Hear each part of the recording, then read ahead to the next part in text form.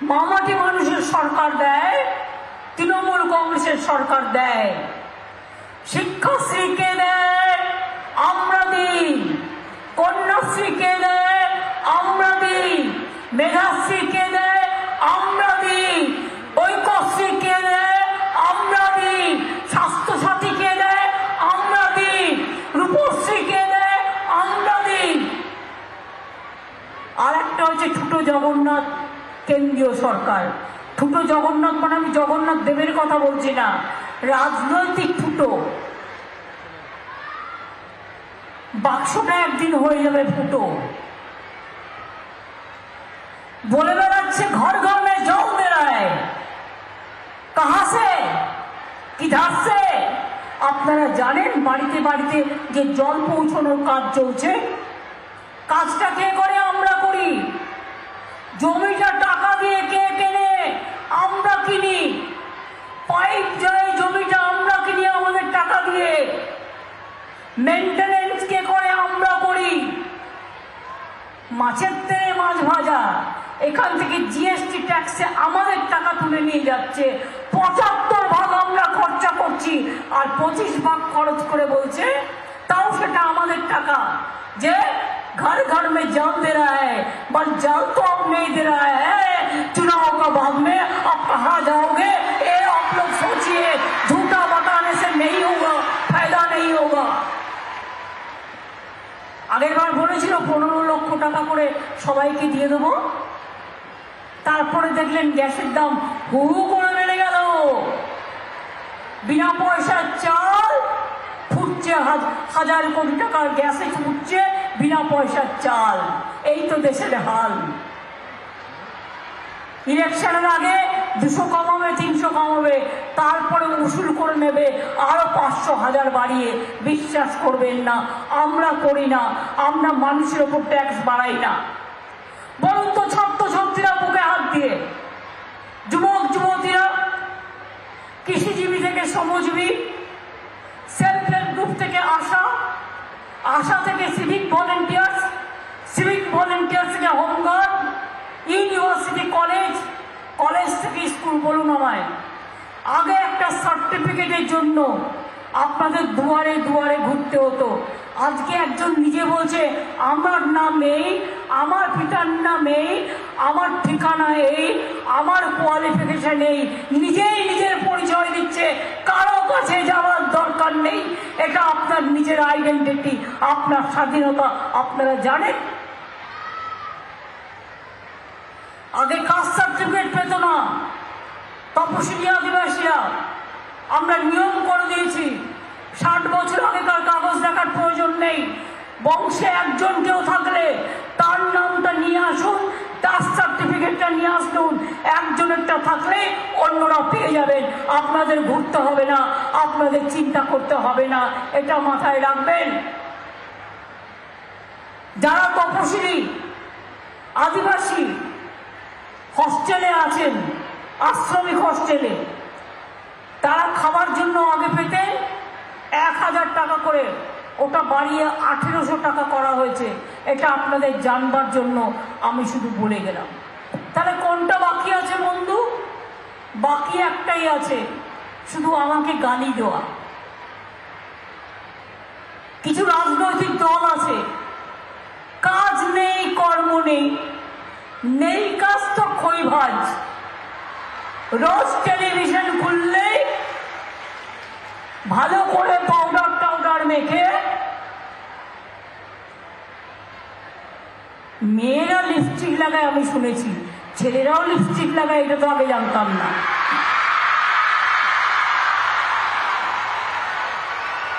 ভাড়া করে সেজে গুজে বসছে, আর বসে বলছে ওই রাস্তাটা খারাপ, এই জায়গাটা খারাপ, চোখে দেখো না কানা। যখন রেল রোড অ্যাক্সিডেন্ট করছে, লোক মারছে, তখন কোথায় থাকো? যখন জিনিসের দাম বাড়ে কোথায় থাকো? যখন ছাত্র হত্যা হয় কোথায় থাকো? যখন সংখ্যালঘুদের পিটিয়ে হত্যা করে কোথায় থাকো?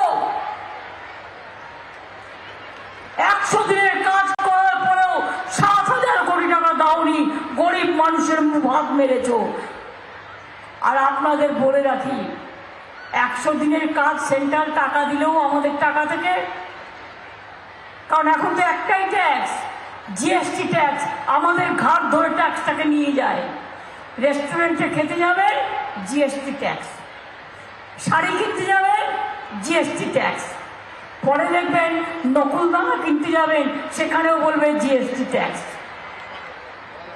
খুচরো দোকানদারদের খুব অসুবিধে হয় আমি জানি, আর আমাদের থেকে যে টাকার শেয়ারটা সেটা আমাদের দেয় না। 100 দিনের কাজ যখন সেন্ট্রাল গভর্নমেন্ট করতো আমাদের দিত আমাদের টাকায়। মনে রাখবেন 40 দিনের বেশি ঘরে কাজ হতো না। আর আমি জানিয়ে রাখি, আমরা দুর্বল নই। কেন্দ্রীয় সরকার টাকা বন্ধ করে দিয়েছে। 22-23 100 দিনের কাজে 1 পয়সা দেয়নি। যারা কাজ করেছে তাদের টাকা দেয়নি। তা সত্ত্বেও জব কার্ড হোল্ডারদের 40 দিনের কাজ আমরা করিয়েছি, বাংলা সরকার করিয়েছি। আমরা হিম্মত রাখি, আমরা করতে পারি।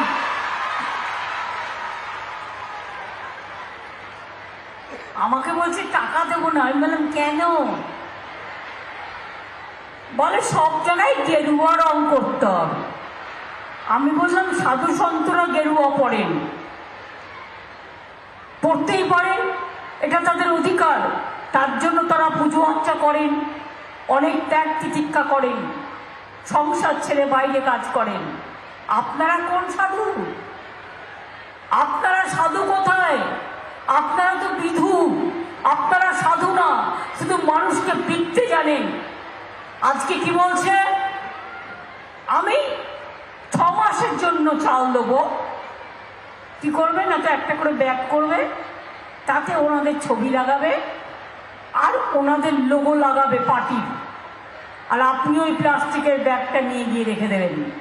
আমরা বলেছি তোমার টাকা চাই না, কিন্তু মনে রেখো তোমার ছবিও লাগাতে দেবো না আর তোমার লোগোও লাগাতে দেবো না। এটা কি হচ্ছে? কোন জমিদারি?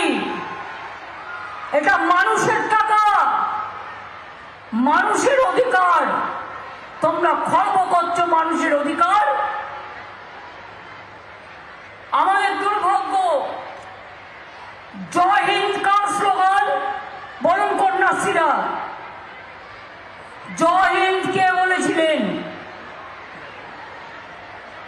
নেতাজি সুভাষচন্দ্র বোস। আজকে তুমি ধর্মের নামে ছুটি দিয়ে দিচ্ছ। তোমার ধর্ম যার যার, আপনার উৎসব সবার, আমার কোনো আপত্তি নেই।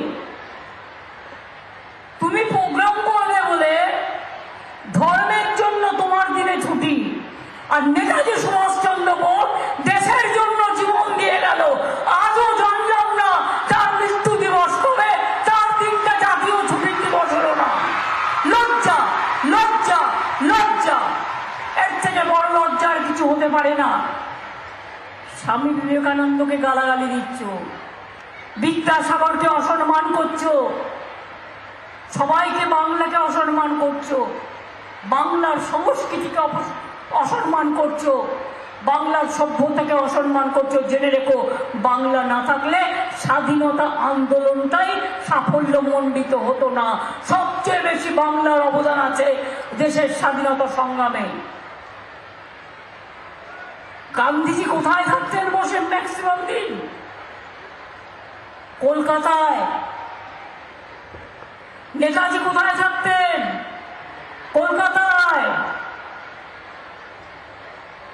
রবীন্দ্রনাথ কোথায় থাকতেন? কলকাতা থেকে শান্তিনিকেতন। নজরুলের কোথায় জন্ম? বর্তমান পশ্চিমের চুরুলিয়া গ্রাম। স্বামী বিবেকানন্দর কোথায় জন্ম? কলকাতায়। রামকৃষ্ণ কোথায় জন্ম? কলকাতায়। বিরসা মুন্ডা আন্দোলন করেছিলেন কোথায়? এবং মনে রাখবেন, বাংলায়। এবং তারা সিধু কানু ডহর যত আন্দোলন, তার পীঠস্থান হচ্ছে বাংলা। এটা মাথায় রাখবেন। বাবা সাহেব আম্বেদকর, মনে রাখবেন, বাংলা থেকে প্রথম সংসদে গিয়েছিল। এটা বাংলার অবদান। আমার গায়ে কাঁটা দেয়, আমার গর্ব হয় যে বাংলা কি না দিয়েছে।